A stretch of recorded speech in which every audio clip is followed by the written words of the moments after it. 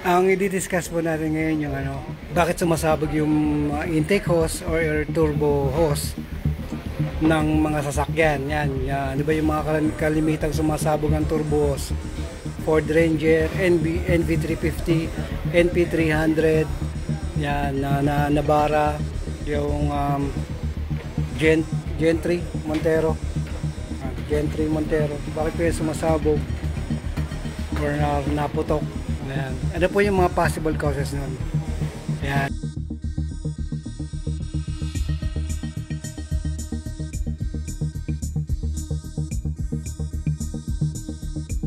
Ano kayang naging cause nun? Pag pinalitan ko kaya to ng bagong turbo hose, okay na kaya?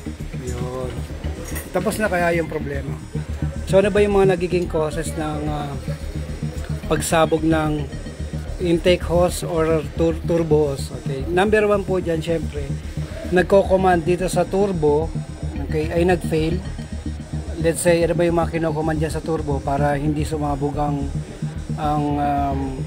intake hose or turbo hose? Yun po yung mga turbo actuator, kung VGT. Pag VNT naman, ito po yung diaphragm nyan. Yan.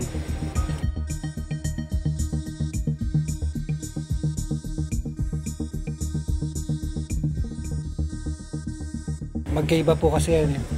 So, ganito po. Halimbawa, itong Gen 3. Gen 3 Montero. Okay, syempre, maglo-low power ka yan. Sumabog po yan, sabog.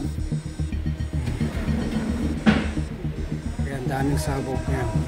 Ito pong diaphragm nito, controlled po ito ng hangin. Yan, kaya meron po yung vacuum hose dito. Yan. So, ano po ang nagko-control sa kanya? Ang nagko-control po sa kanya para mag-open and close yung turbo boost solenoid. Yan, turbo boost vacuum solenoid. Ito po yun. Yan. Ito po. Yan. Yan po yung nagko-control niyan. So, commanded din po ito ng ECU. Yan. So, even though nagbigay ng command ng ECU, ito naman po ay hindi nag-react. Wala pong reaction manggagaling dito. Yan. So, pag binaybay mo po yung tubo na yan, dito po yan pupunta, papunta po dito. Ganito po, bakit sumasabog minsan yung turbo hose? Kasi po, kapag nag-start na ng engine, dito muna tayo sa mga dihangin. Kapag nag-start na po kasi ng engine, ang vacuum pump, andar na rin po yan.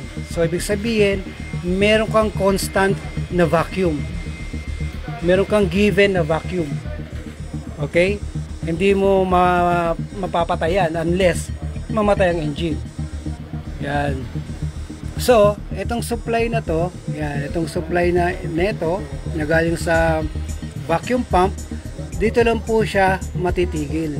Yan. Ito na po ang magko-control sa kanya. So, once na nag-close siya, pag nag-close siya, ito hindi mag-react. Yan, kapag nag-open siya, ito magre-react.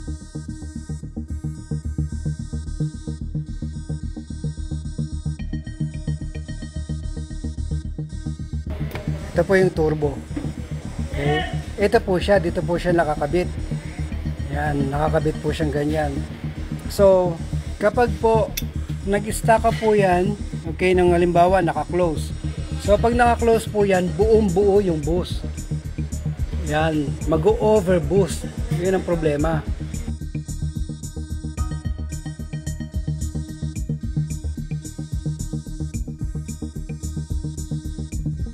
Ganito po kasi nagre-react yan. Nakita nyo po yan? Ito. Yan. Kapag po yan naka-stack up na naka-open, yan, naka-open. Sorry. Kasi minsan iba baligtad. Okay, iba baligtad. Right. Kapag ito po ay naka-close, yan. Minsan may mga ganung may mga ganung klaseng VGT. Kapag naka-close, andyan yung boost buong buo. Yan. Buong buo. Kapag po yan naka-open, diyan po sisingaw.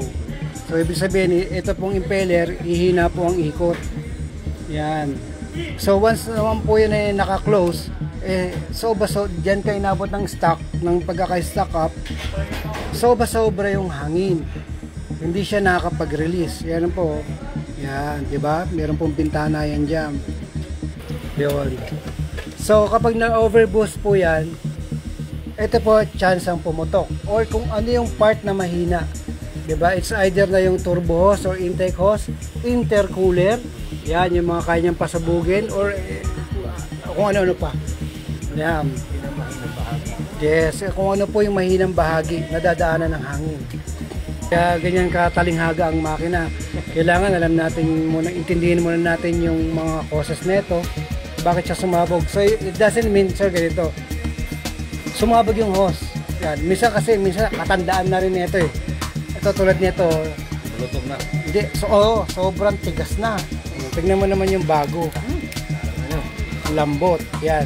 So, sabi nga, pag napalitan ba ng hose yan, okay na. Hindi pa. Yung ito nga, sobrang tigas na pa, sumabog pa. Diba? Alamin muna natin kung ano yung nagiging cause na ito, bakit sumabog.